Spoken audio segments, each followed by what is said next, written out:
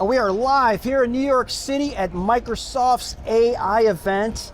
It has been an incredible experience here. We've seen the combined efforts of consumer copilots meets work copilots. It's incredible. AI everywhere. Great demos. Dan, how are you, my friend? I thought you were going to say, and here's my co-pilot, Daniel Newman. No, we could be. It could be Pat Bot and Dan Bot. Dan Bot and Batman and Robin. Yeah, no, exactly. By the way, also, we saw some incredible Surface devices with all this technology integrated into it. Pretty exciting. Starting to look like the PC and AI are finding a home together. No, exactly. And Microsoft's got this really unique opportunity. And not only do they do the client, they're big in cloud and pretty much everything in between. In the end users don't care where it's coming from. They just want the best experience. Yeah. And sometimes those experiences, those AI experiences come out of the cloud. Sometimes they come out of the AI. But I mean, it hasn't been a big secret where Microsoft's going, although I was very excited to find out what was being revealed today. Yeah. But those experiences are experiences that I can tell you, I've bothered a few people that I might know at Microsoft because I want those experiences. Like I wanted it yesterday. And I wanted it, yeah. And by the way, it looks like we finally know when we're going to get those experiences. That's exactly right. So I want to introduce Matt. Welcome to the 6.5. It's great to see you. Gosh, I feel like we spent so much time. I just want to give you a hug. It's just we're like brothers from a long distant family. I think it's good seeing you folks you live too versus watching you online. No, exactly. Awesome. Yeah, thanks for coming on the show.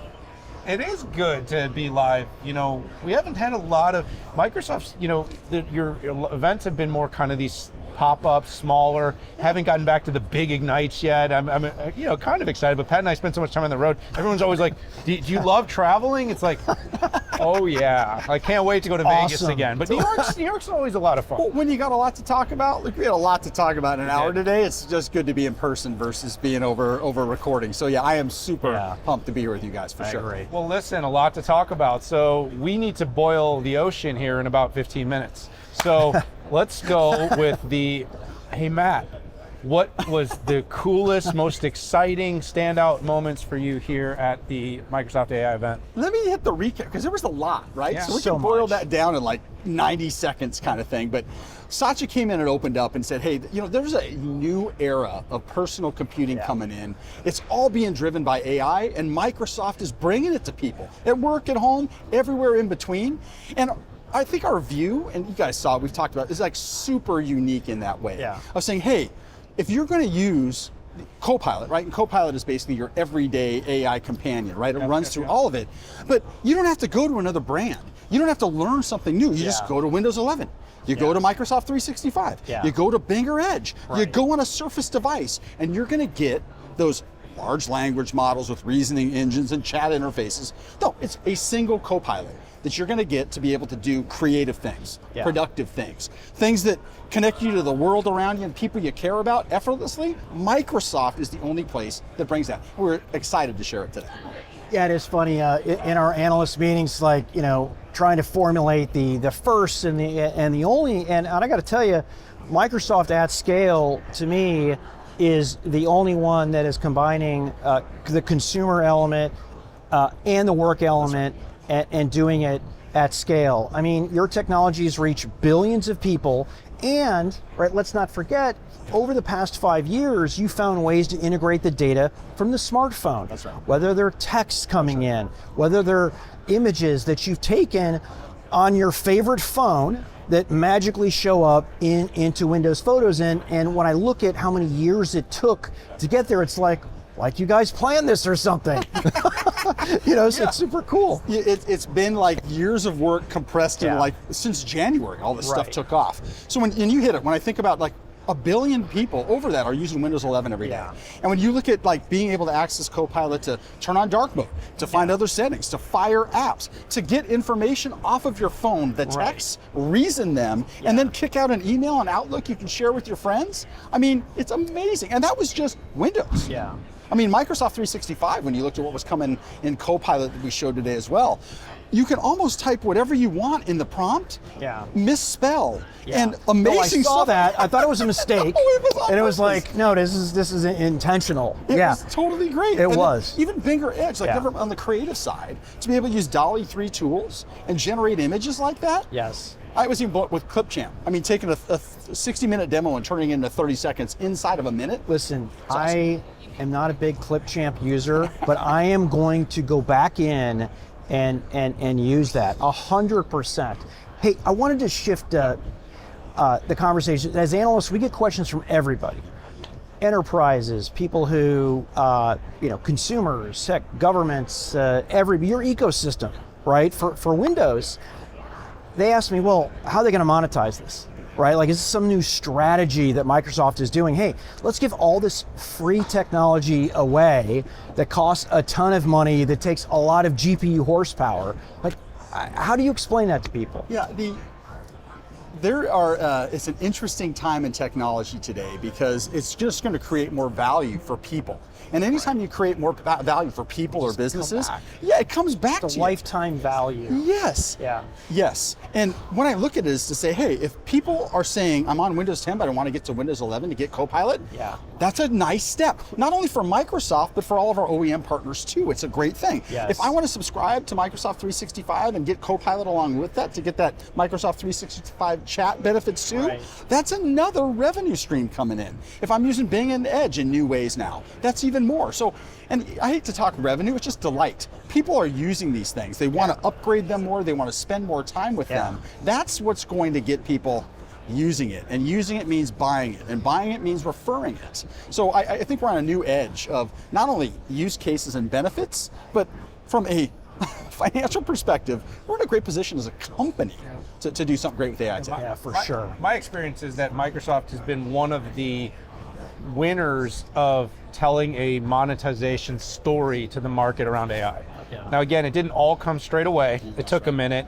Early on with Bing, you were able to very clearly show the exact prescriptive value of gaining 1% market share. I remember that from the original launch. It was like Without a doubt. $2 billion per 1%. I'm tweeting that.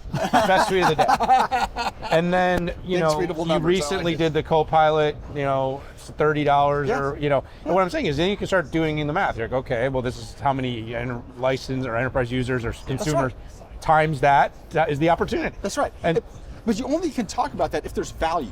And that's the thing that we're absolutely seeing, Dan, is that like there's value. People are using this thing saying, man, I want to get back on it again. Pat's looking for a Copilot for the show.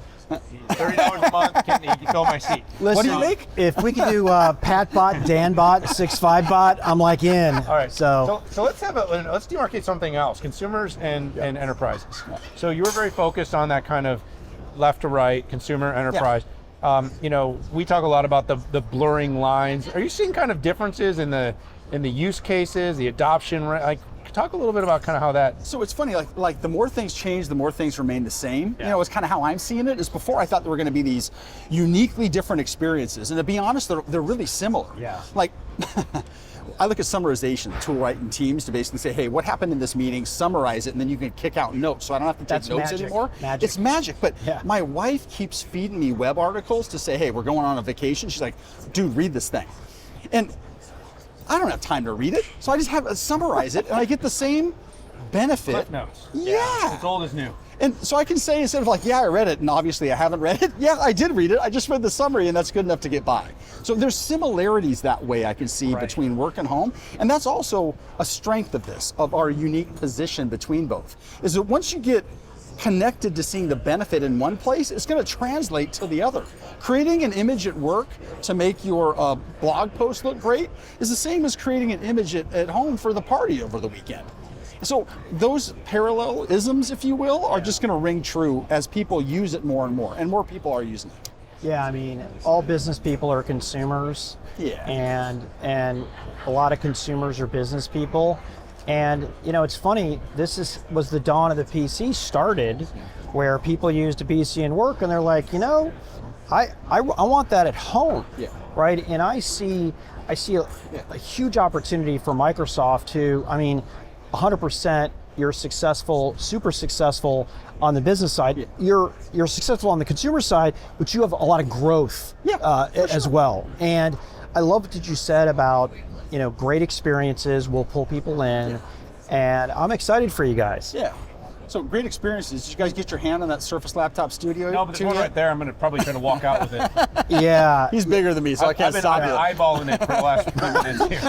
What you were looking at over there? I was looking at that Yeah, surface. sitting right over here, folks. Looking at So, my bag, I'm looking at that surface. I'm wondering, how big the guy at the door is. I'm kidding. so there are some companies and some people that are like, we're going way too fast on this AI stuff. Now, I've been on the record, even on the 6.5 podcast, in my articles, and like, yeah, responsibility is important.